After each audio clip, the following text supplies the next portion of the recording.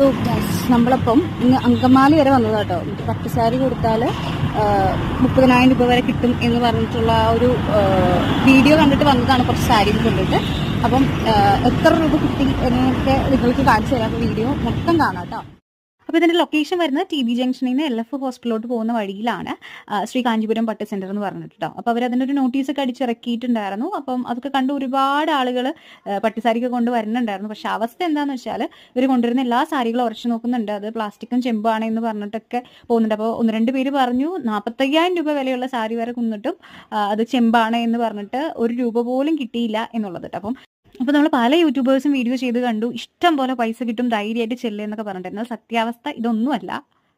എല്ലാ സിൽക്ക് സാരികൾക്കും ഈ ഒരു എമൗണ്ട് ഒന്നും കിട്ടില്ല. പ്യുവർ സിൽവർ ആയിട്ടുള്ള സാരികൾക്കാണ്, കസവുകൾക്കാണ് കിട്ടുന്നത്. അപ്പോൾ ഷീമാട്ടിയിൽ നിന്ന് 15,000 രൂപയ്ക്ക് വാങ്ങിച്ച ഒരു സാരിക്ക് കിട്ടുന്ന വില നിങ്ങൾ കണ്ടു നോക്കൂ.